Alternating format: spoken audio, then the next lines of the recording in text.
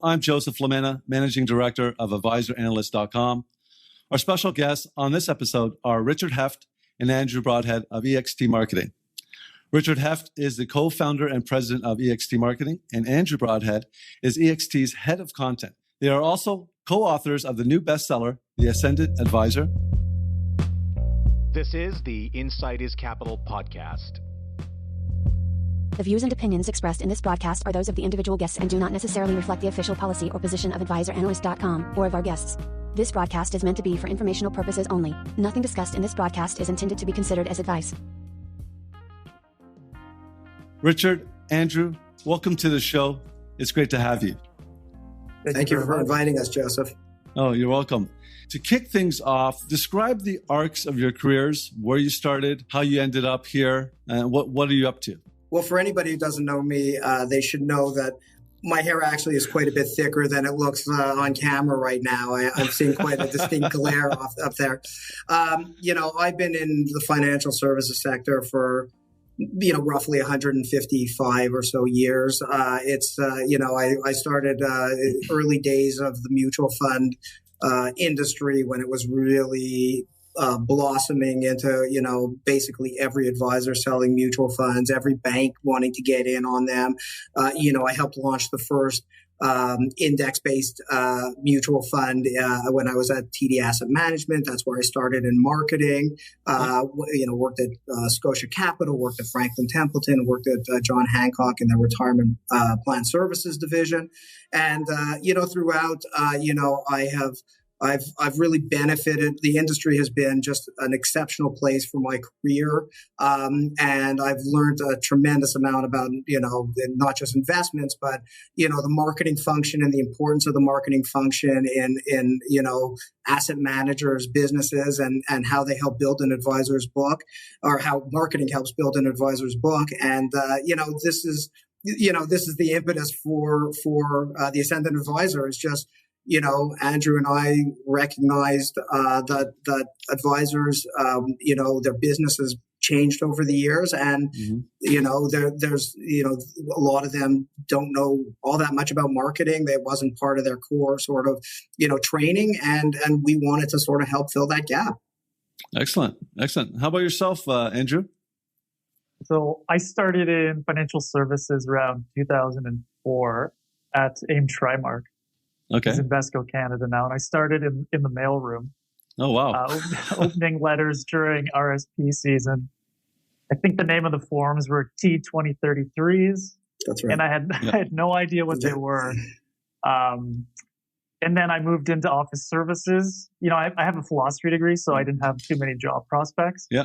So I started as a temp, and they ended up hiring me full time. And then as I got to know people, I realized that there's a marketing department at these companies, and I've always enjoyed writing, and I realized that could be a route for me to be a writer and actually get paid at the same time, which is an added benefit. And so I ended up in client services during a pretty tough time in the industry. So I'm still suffering a bit of PTSD when the phone rings, even though it's been 14 years or 15 years. I can still picture the person screaming at me on the other end of the phone saying, "Why are my funds underperforming?" And then after a couple of years doing that, I ended up in the marketing department, as a junior writer. And over the years, I worked up as become a more senior writer. And when I was in that marketing department, I met my wife, my future wife, Rebecca. And so after kind of secretly dating for a year, we quit and went to South America for a while. And then when I came back, my old boss introduced me to Richard. And it was a pretty funny phone call that I don't think I'm going to forget. I called him and I said, "Do you have any work for me? Can I do some temp work?" And he said, no, this is an awful job. It's very stressful. You don't want to work here. And then it was like a 2-minute phone call. And then he called me back 5 minutes later and offered me a job. Oh, excellent. And so years later, here we are. Wow. I really do I've been a very lucky person. The team that I worked with at Invesco was incredible. And then being a part of EXT for the past 10 years is it's been really, really enlightening for me. Rich underplays what he and Jillian have achieved at EXT, but I was there from an early time, and just seeing us grow from a company of 4 people to, I think it's 25 plus now. Wow, it's been quite a 10 year. Wow. Yeah, Jillian and I are notoriously humble. Yeah. Well, Andrew, you brought back some old terminology, T2033s. My God, that was the day when you used to hustle, running down the hallway. Yeah, so I remember those days like yesterday. It was thanks for bringing that up, haunting me.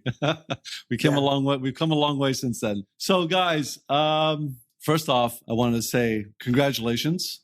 The Ascendant Advisor is a well thought out, comprehensive marketing roadmap for advisors to grow into, or rather to ascend into. Nice. What motivated you guys to write the Ascendant Advisor? Basically, over my career, especially since the founding of EXT, probably over 200 advisors have come to me at different points and said, I want to start a blog. And, we always have these conversations like, how much time are you willing to commit to this blog? How many ideas do you have for this blog? How much money, if you're not willing to put the time in yourself, how much money are you willing to spend to get somebody else to write your blog for you? And so I was thinking, okay, maybe I'll write a white paper on, writing content or creating content, because the advisor business, and we talk a lot about this in the book, the advisor's business has really evolved over the years.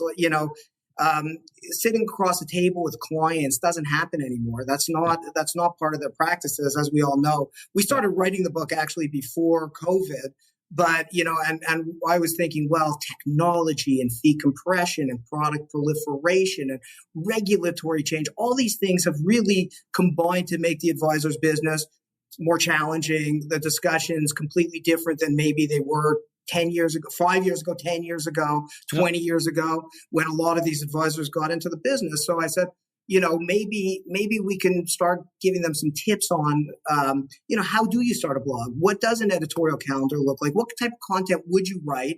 How would you engage your team to help you? All of these kinds of tips. And I started writing, and I had one chapter that was about 50 pages. And I'm like, okay, I'll move on to the next chapter. And it was like 2 pages. So I said, okay, firstly, it's too big for a white paper. And secondly, I clearly have no idea how to write a book. So I thought, Andrew's a guy who, we've worked together for, he says 10 years. I'm pretty sure it's more than that, because he was one of our first hires. And we have a similar sort of sense of humor, sensibility. And he's a senior communicator almost, as I am. So I thought, maybe I'll ask him to sort of help me build out some of these ideas that I'm clearly not getting to myself. And so bringing Andrew in, he really sort of helped flush out a lot of the ideas that I was, that I didn't have, and brought, a tremendous amount to the table beyond how I expected the book to sort of be, and at the end of the day, just the collaboration went really, really well. And, super proud of the book, super excited to have it out there. And we see this as the beginning. We want to help advisors build stronger practices in light of the pandemic and all these other challenges that I mentioned earlier, like, dealing with technology. How do you talk about that? What are you telling your clients when you're, and what are clients asking you that you're responding to? So we felt that we could help them build stronger businesses, because at the end of the day, they're all business people. And as a business person, their goal should be to build the strongest possible business, one that they can either maybe sell or they can pass on to another generation. And if they're losing assets, if assets are going out the door to a robo, we want them, their business ultimately is not going to be as valuable as if they continue to build it by engaging family members, right? We all hear about the intergenerational wealth transfer and the trillions of dollars. And we've done a lot of work in that space for our clients. But the fact is, we also wanted to give them tips on, okay, instead of just talking to your client's kids, why don't you talk to their spouse? right? Because their spouse is probably going to inherit those assets, possibly decades before the kids, right? Mm-hmm. So Absolutely. you have to think about all these strategies, and these were ideas that sort of Andrew really helped, fulminate, because it was, without that, I was just going to say, okay, here's how you write a white paper, and then it became this thing like, how do you build a stronger practice and business and add that much more value for your clients, and talk about that value. Yeah, absolutely. Go ahead. Sorry, when Andrew. Rich asked me, I didn't think too long about it. Worst case scenario is we were just going to refine how we talk about these, all these different content marketing ideas, and how we could, offer just a little bit more focused ideas and answers to people's questions. Best case scenario is we helped a lot of people grow the business. Yeah. And, when we were writing it, we put a lot of thought into the style of the book and how we wanted it to just progress. Neither of us are big fans of those books that are one chapter is kind of one long story. You're halfway through the story and you're wondering, why am I reading this? What's the lesson here? We wanted you to just flip through any page and you're going to find a tip that's probably going to be pretty helpful. And I think we pulled it off. The book's broken up into sections on social, websites, writing tips, then also some of the challenges advisors face, how to get your message out.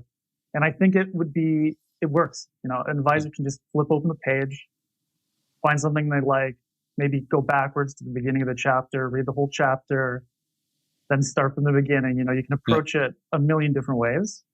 And it's loaded with very practical tips. Nothing in there that Rich and I have speculated about. Everything in there has been tested. So that's why we're pretty confident that it's going to be a helpful book, because we know that advisors and financial firms have used these ideas to reach their clients and talk to them. And these methods, and you touch on a good point. It is a great book. I have to admit to that. And Richard, you mentioned collaboration, and collaboration is if you don't have that collaboration, I can see it. I can see that there's a collaboration between the two of you, and for what I'm getting at is that collaboration is very important, and Pierre and I have the same thing, and we've been together for a number of years. I've known Pierre for we're going. I don't want to. It's just going to give my age off. But anyways, I've known him for over 20 years. But collaboration is important, and that's one of the reasons why we managed to put this little thing we have called Advisor Analyst together. So I get it, and I think it's a great reason to write the book together. At the beginning of your book, you cite 6 new challenges facing advisors. Right. I think it would be helpful to talk about these 6 challenges. If you can elaborate, deep dive. I think it would be really important for our audience to get a good understanding of what those 6 challenges are. Yeah, and I alluded to some of them earlier, and I'm referring to the book. I just want to make sure we cover all of them. This is a bit of a skill testing question. So, product proliferation, we do talk a lot, we help the manufacturers put messaging around a lot of their new products. So we were, and we have an office in the US. So we're lucky enough that we have a vantage that sometimes regulatory change will make products available down there before they're available, say, in Canada. So, with liquid alternatives, we were working in that space in the U.S. about 2 years before the regulatory change allowed them to become more readily available to a retail investor in Canada. And I was thinking, thematically, you have more ESG type products, especially now during COVID. They've become, certainly more popular for more investors and advisors to sell. But in a lot of cases, a lot of advisors who got into the business 25 years ago, may not have spoken to a lot of these types of products. So, they have clients coming in and asking them for details. And a lot of the time, the manufacturers may not have provided, or their dealership hasn't given them, enough information to speak, in a very educated fashion. So that was sort of the first, when I broke into the business, it was basically mutual funds, and then it became ETFs, and it became active ETFs, smart beta ETFs, like I said, liquid alternatives, and sort of all these different types of products and thematic type products. Yeah. To us, it was, I think about the advisor going, a client coming in and asking them about some of these products and them going, I have no tools to speak about this. So that was a big, that's a big challenge and sort of a bit of an evolution of the client's business and the book and, the product shelf that they may be speaking to. The other challenge is technology, right? Yes. These products, online platforms and these do-it-yourself type of platforms, they've changed the nature of the client conversation because, in the past, a client would go to their, advisor and just say, can you put me in this fund or put me in this stock or, whatever it was, depending on whether they were MFDA or IROC. Yeah. These days, it's, these people can do a lot of that kind of stuff themselves, and then they start questioning the fees. And we want to help the advisor sort of steer the conversation away from fees and more about their value. And a lot of that came about with the regulatory change, which is challenge number 3, coincidentally, where things like CRM2, which launched over a multi-year, had a multi-year rollout, change, all of a sudden the client statements were different. And the client was seeing the actual dollar value they're paying their advisor and, raises all these questions. Well, what are you doing during, in the intervals between that semi-annual or annual meeting? And we also wanted to help arm the advisor with sort of those answers. What is their value? Things that they don't think about. And we did a ton of work around this at, extension marketing, during the rollout of CRM2. Like, how do you talk about your value and your value proposition and what you're bringing to the table? All these things advisors previously maybe didn't have to think about quite as much, right? Absolutely. Sorry, Andrew, did you want to break in? I saw him smiling. He was about to look like he wanted to say something. That was a point or two ago, but Richard's summarizing it perfectly. I don't really want to interrupt, but I will say that when it comes to going back to that technology piece, advisors before were just competing with one another, but now they're also competing against a suite of digital tools.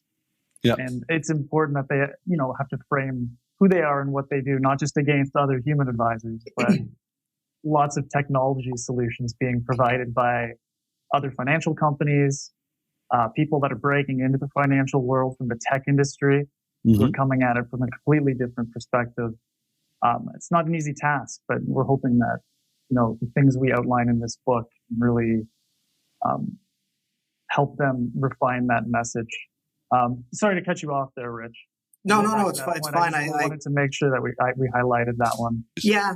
And again, they sort of tie one into the other. Like challenge number 4 is really that there's a widespread perception, and this is being fed by a lot of the low fee sort of providers out there, that advisors just make a lot of money and don't add a ton of value in their clients' day-to-day lives. And, this is something that, again, is being fed in commercials and through a lot of the sort of more low cost sort of product managers, and we really, again, and the good thing about the rollout of CRM2 and the regulatory change was that it really forced a lot of advisors to say, look, I'm more than just that annual meeting. I'm adding so much, whether it's portfolio monitoring, whether it's continuing education, all of these types of things, an advisor may not have thought about sort of their ongoing education and portfolio management, portfolio, monitoring, rebalancing, all of these things. They may not talk about that actively because, they think, well, the client probably knows it already and won't assign that much value to it. But there is a big value to it. So this was another challenge that we sort of talked a lot about in the book, as well as, the sort of somewhat opaque nature of what the financial advisor is and what they do. There's a lot of different names: financial advisor, investment advisor, mutual fund salesperson, all these things. And, the industry and the regulators, it's been a bit loose on how those terms are used. And so I think, you talk about, the client confusion. I think a lot of advisors are probably confused about sort of how these different titles are thrown around and what they mean and the value they add and the work they do for their clients. So that's become a bit of a challenge as well, because an advisor doesn't know if somebody, goes online and Googles, mutual fund salesperson if their name's going to pop up and if that really reflects sort of the work they do. And the final challenge was that, frankly, as part of the product proliferation and the thematic type things, like investors today are aligning, maybe their portfolios a little more closely with their values, and not just their values, maybe their spouse's values, maybe the values of the people who will inevitably inherit a lot of those assets. So this was sort of another challenge in terms of how do you talk about products that you may not be that used to, that you may need to have a better knowledge of, and again speaks to that value of the education and how they continue to learn and incorporate different elements into clients' portfolios to meet their short and long term financial needs or risk tolerances and all those things that they would normally refer to a know your client sort of form to figure out. Yeah, absolutely. No, I agree.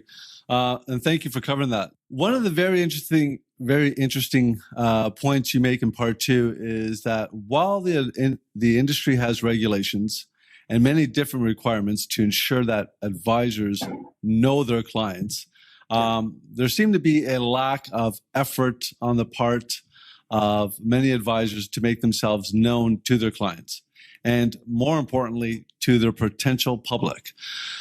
The chapter I'm referring to is Know Your Advisor. I love this part. Everybody Googles everybody. So how disappointing is it when a referral Googles their prospective advisor and is unable to find out anything more about them other than their basic profile and contact info? Well, I can imagine it would be pretty disappointing. They, and just going back to something that Rich mentioned before is that, if you're not telling this story yourself, somebody else is going to tell it. Yes. And he referred to a lot of more techie-oriented businesses, slamming advisors, not putting all the hard work they do in the best light.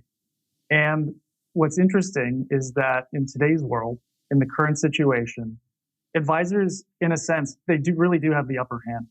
They've got the email lists, they have the client phone numbers, they can call people up and tell them, and they're pretty much strapped for time though, so you can't do it as much as you want to. And that's where a lot of what we talk to in the book really comes in handy, and it's using something like LinkedIn to get your message out, and not always just talking about business. Like, there's plenty of opportunities for advisors to talk about what they do. I think you'd be pretty hard pressed to find a group of people that are more engaged in the community.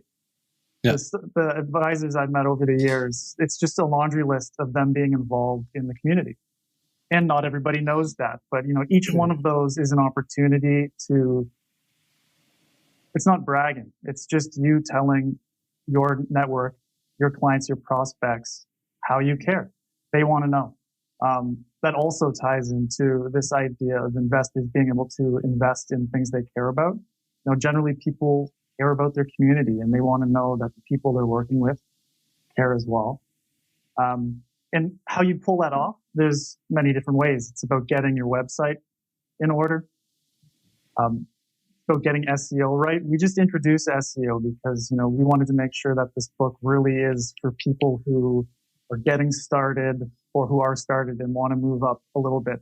There's not too much in this book that's overly technical. It's probably nothing is overly technical. Yeah. It's also about refining your message, just making sure you know who you are and that you're talking to the right people. Rich, you want to add in any thoughts on that? Yeah, thank you. And yeah, I mean, that was a big one for us in terms of, advisors, build their practices and are very proud at how much they know about their clients. And it's super important for them to have a good understanding of like I said, their clients' needs, expectations, risk tolerances, all of family members, all of those types of things. But what's never spoken or rarely spoken about is sort of how much do the clients know about the advisor? And like Andrew said, in the absence of you crafting that story, whether it's online, in person, whatever it is, you're leaving other people to craft that story for you. And that's a kind of a bit of a dangerous thing, because it could be competitors saying, well, he or she doesn't do that for you, but I will. And I have all these, tools at my disposal to help you meet your financial needs and goals and aspirations. Whereas a lot of that, and so, you have to counter these falsehoods or these misperceptions by creating a narrative for yourself. And that is, to me, almost the crux of the whole content story. Why are you creating content? You're creating it to educate your clients, to engage your clients, to, really, have clients understand what they need to know. But most of all, they need to know that you are that person who can help them with these things, can help them learn, can help them grow their portfolios, can help them get their kids into university and help fund that, university, college, whatever it is, experience. Mm-hmm. So, you need to be the one to craft that story and not just be all things to all people, maybe narrow your areas of expertise to places where, you do the best work. Frankly, yeah. Like if you and we sort of use the example of, you're the, I think the education expert. So when your clients have kids, you're the one helping them plan for that kid's future and maybe Absolutely. Engaging the kids sort of as part of the intergenerational wealth transfer component of building your business and, ensuring that the business continues to have value because the kids have met you. They've been part of this planning. So it all feeds well into into itself, and it starts with great content. Yeah. And one of the content ideas related to this area that we talk about is sharing ideas about the courses you've taken. Mm-hmm. And it seems very simple, but again, just like advisors are involved in charities, I'm not sure you could find another group of people that take more continuing education courses than financial advisors and insurance advisors as well.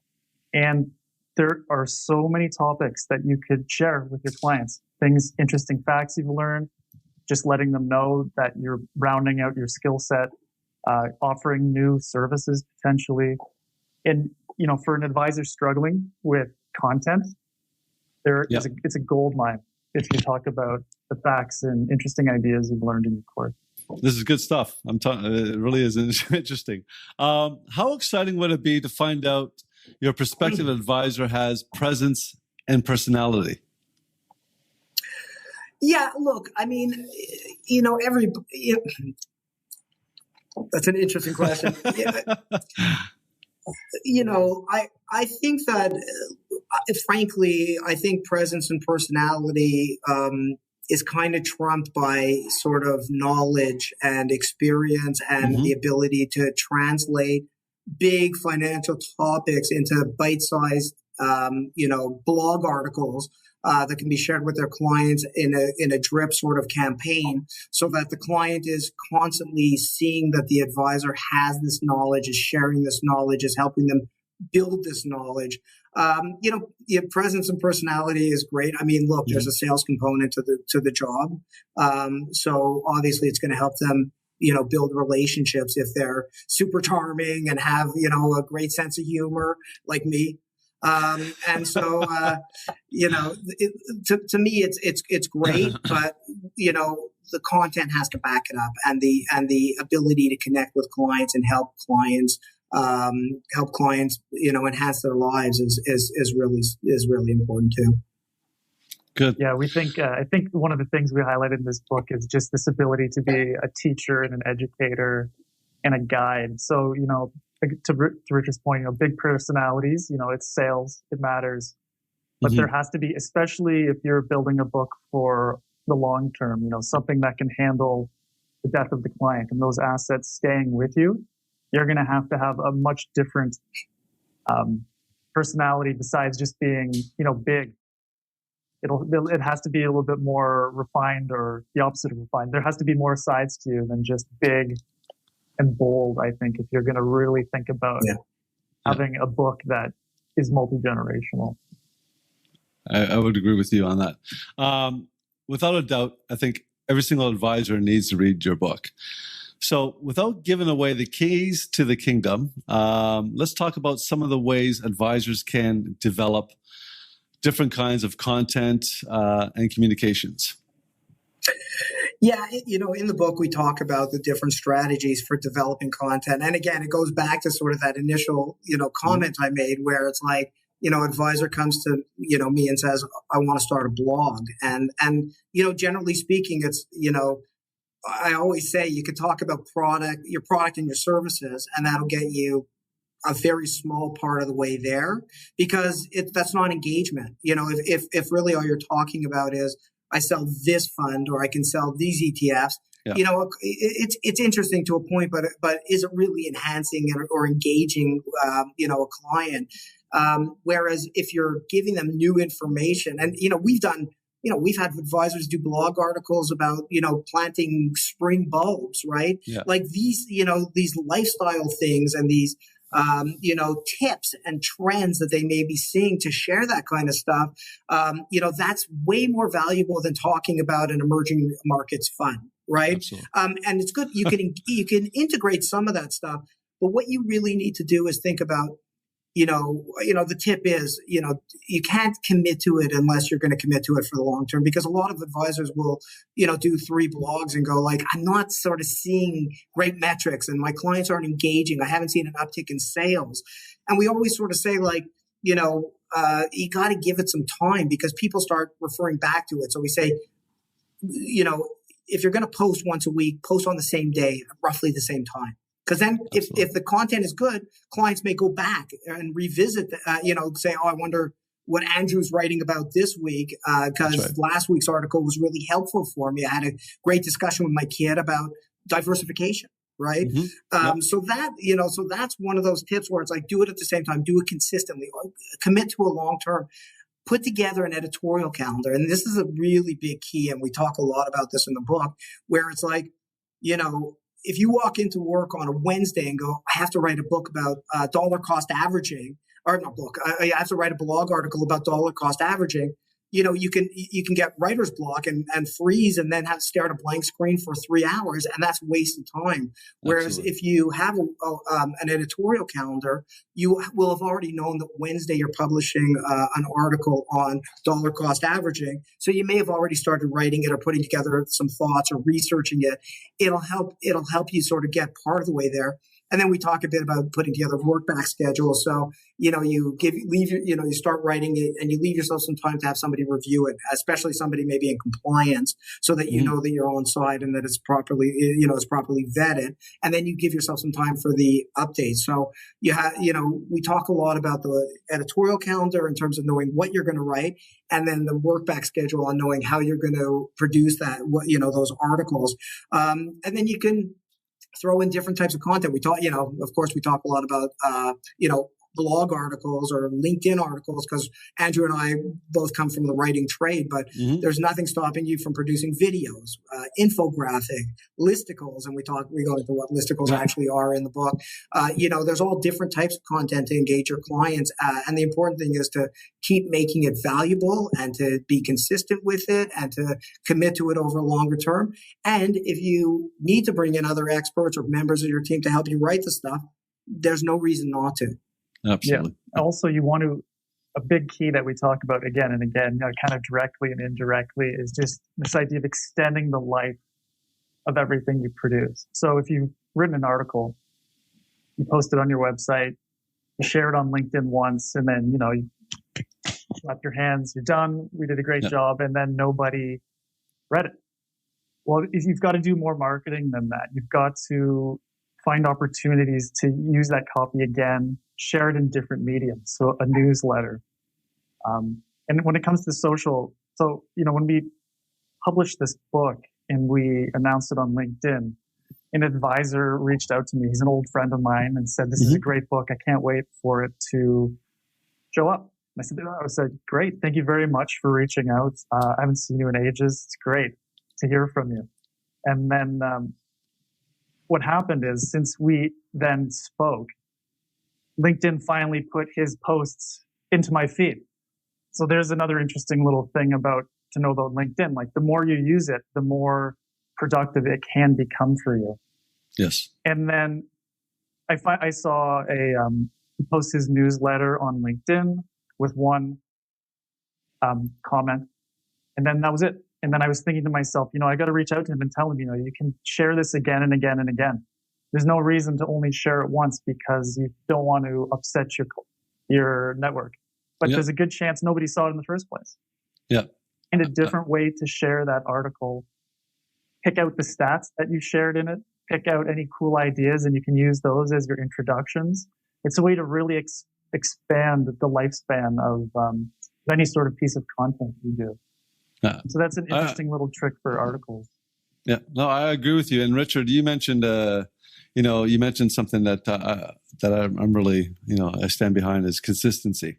So, posting out a piece on a certain day of the week, every day, or, consistency is important. And that's one of the things that we talk with our team as well, that if you're going to be doing this, make sure it's on this particular date and continue doing that. And you'll see that the numbers will, you'll start getting more views and more followers and so forth. So we understand that completely. And then I just wanted to add to that it is a valid point, and to your point as well, Andrew. So there's so much in this book that I have to admit, I was overwhelmed by the wealth of knowledge you shared in this book, right down to one of the biggest challenges facing advisors today. And that's the question of, how do you get your clients' children, their heirs on board? How do you engage today's emerging generation? We talk a lot in the book about, where kids are these days and how they want to be communicated to. We say basically communicate to them however they want, right? Mm-hmm. So, my impression, and, we've done a bit of work in this space where, my impression is that a lot of the kids today don't want people coming into their space. They're not going to go into your office. Well after COVID, my impression is that this is not how they tend to communicate with one another. There's direct message, DM, there's social, and you're going to have to, as an advisor, if you're going to connect with the next generation, in a lot of cases, obviously this is a blanket statement, and there may be some kids who really do like that sort of face-to-face experience, but I think a lot of kids these days spend more time on their phones and in front of screens. And if you can communicate with them effectively via those mediums, they'll understand that you're not sort of just their parent's advisor who only knows those old school ways to sort of communicate, where it's like sitting across a table, pointing at different graphs and tables and figures, but you're willing to connect with them on a sort of level where they tend to congregate. Again, you have to understand the etiquette of these different platforms because, it's easy to say, get onto, Snapchat and snap. I guess that's a term. Snap, send photo. You got to be pretty careful that you don't look like a dinosaur communicating through these platforms as well. So if you're going to use Instagram, know the general word count, or Twitter, which has a character, character count. Get to know these platforms. Use them properly where possible. Even DM, because there are ways to show your age on all of these different platforms. It's best to avoid sort of, stepping into those pitfalls that these platforms can have for older folk like myself who are trying to communicate with others. But, there are a lot of tips out there. There's lots of ways, again, educational, helpful, understanding language, and stay within word counts. So if you're on Facebook, you may have a longer word count, so you can have a longer article than on Twitter, where you may just use that for a quick message for people who are interested in your most recent article to go back to where it's hosted on Facebook, or even better, your website. Yeah.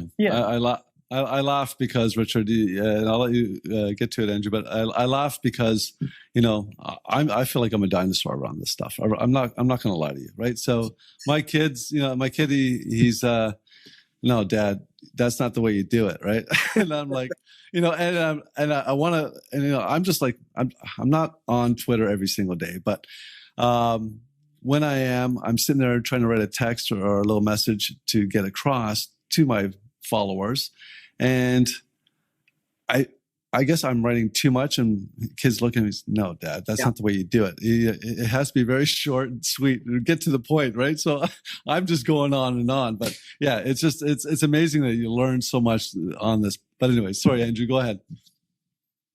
Just to your point too, I think as you get older, at least when it comes to the communication side of things, I think guys like us probably overthink.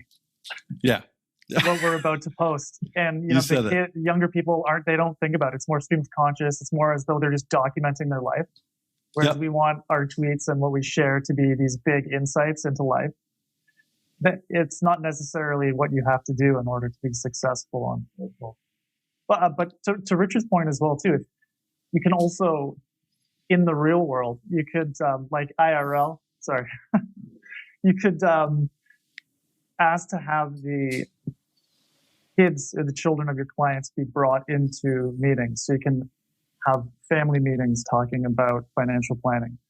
Yes. Also, when it comes to producing content, if you can't reach those kids directly yet, you can share and produce content that is empathetic to their situation to your clients. Mm-hmm. And just directly say, this is a great article for your kids. It might help them deal with the things they're dealing with, whether it's schooling or, the current housing situation is obviously going to be a very big challenge for different generations, and sharing articles and writing about those issues and showing that you empathize with their situation is a good way to start building that relationship, even if you can't meet the children face to face yet. I agree with you on that. It's amazing. They're growing up real quickly, and before you know it, it's just going to go in a heartbeat. But just one thing, Joseph. I just again, we do spend I spent the vast majority of my career talking about, again, intergenerational wealth transfer and the trillions of dollars that are going to pass from one generation to the next. And I do have to say that a lot less work is put into just encouraging advisors to make it a whole family experience, right? So it isn't just the children.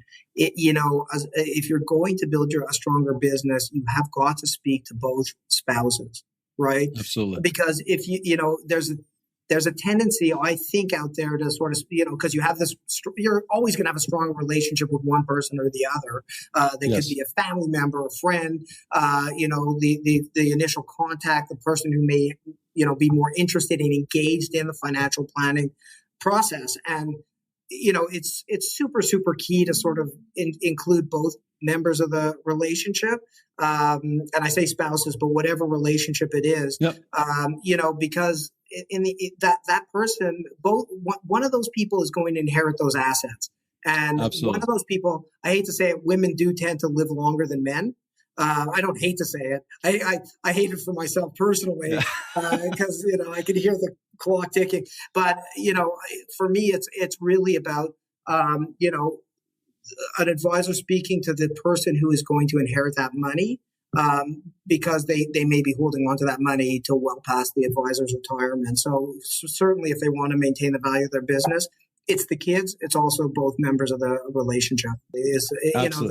We made a point of sort of speaking to that, just because, again, we want to help advisors build stronger practices, build businesses that will transcend, them, or outlive them. And this is just a really good way to do it, is to engage the whole family, the kids, the spouse, both spouses, all of it. I agree. So, guys, what's been the biggest lesson you each learned during this extraordinary pandemic year?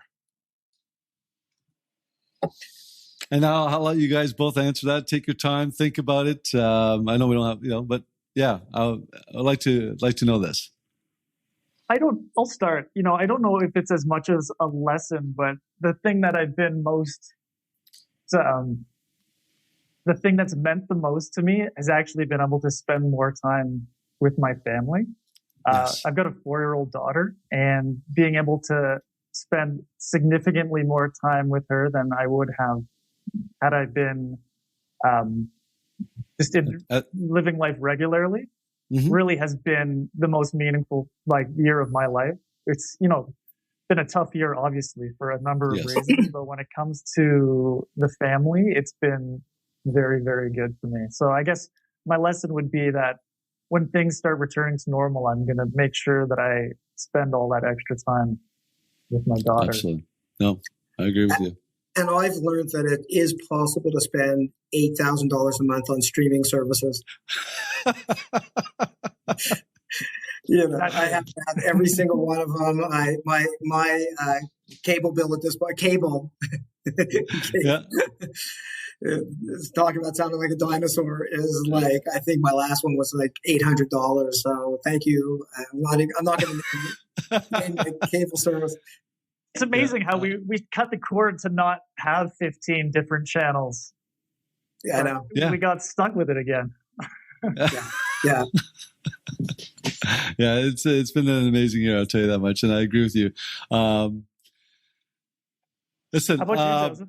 Myself, you touched on a point. Family time has been, and thank you for the question, Andrew.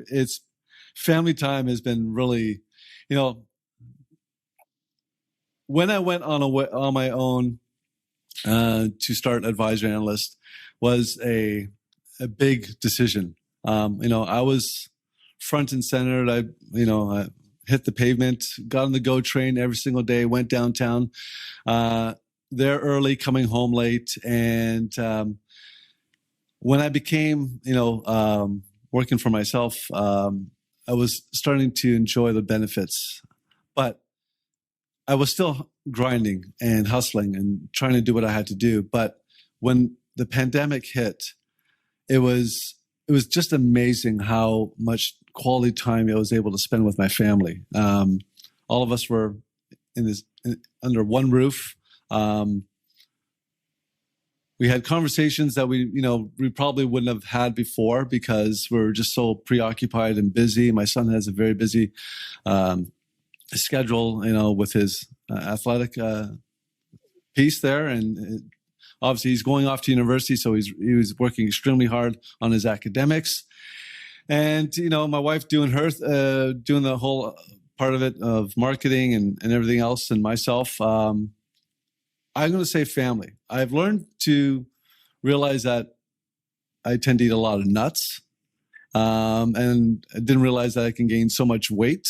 That's the downfall. So I had to sort of stop buying that, and spending more time with my furry friends here. I have one right below my feet here, right at my feet right now. And the hard part for Andrew, you mentioned when this whole thing goes back to normal, I think the ones who are going to suffer the most in our particular case is our dogs. We're around them constantly, and they were so used to before going to the office, coming home and waiting for us by the door. Now we're constantly home all day long. So I think they're going to have the hardest effect of all of this, right, when we go back to normal. Sorry, can I change my answer to the family thing too? What I've come to realize is I love spending time with family.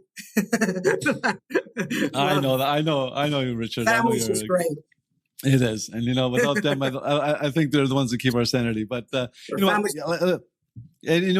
actually get to learn yourself, and you learn your flaws, and it gives you an opportunity to reflect on them and try to improve on them, and obviously make everyone happy. So everyone has their own ways of dealing with things, but I'm grateful. All I can say is that health and family and everyone's healthy. That's all that matters. So I'll tell you one thing. I miss going out to sit down with my parents. I haven't been able to do that. And once this whole thing dies down, I'll give them both a great big hug. So that's what I'm looking forward to as well. one of the things I want to ask you guys, and I want to, first off, before I say thank you, tell us where we can easily find you guys. Where can we find the book? So the book is available on Amazon in Canada.ca and in the US, Amazon.com. Please, if you pick up the hard copy, do not spend more than $21 on it. Resellers have been jolting the price unnecessarily, but it is available for $21 or less on Amazon. If it isn't, please let us know. You can reach us. Andrew, will you give our email addresses? I don't know ours offhand. Reach Richard at rheft, so RHEFT at ascendantadvisor.com. And you can reach me at Broadhead, ABROADHEAD at ascendantadvisor.com. And of course, you can reach out to us on LinkedIn. Just search for Andrew Broadhead, head of content at EXT, and then for Rich, search for founder of EXT. Or you can also search for the Ascendant Advisor. We set up a book page, so we're also going to be sharing insights specific to the book from that page, as well as what Richard and I are up to as we're on this marketing journey that we're doing. We also put a website together, ascendantadvisor.com, and you can sign up for a newsletter there, or just to be on our list. It hasn't gone too live yet, but we're going to end up sharing some more insights from the book, and then some probably deeper insights being built out from the ideas in the book there as well. So we're all over the place. Reach out. We're more than willing to talk and chat. It's what we love to do. Excellent. That was the answer I was looking for. Thank you, Andrew. Andrew did so much better. I'm like, what's my email again? Listen, guys, again, I want to say congratulations. It is a wonderful book, and I think that every advisor should get out there and pick it up. I want to thank you for your time, and it means a lot. Thank you. Thank you again. Joseph, thank you for having us on. We love the work you're doing at Advisor Analyst, and we appreciate you giving us a chance to chat with you today. And hopefully, there's many more of these. Absolutely. Thank you, Andrew. Thank you, Richard.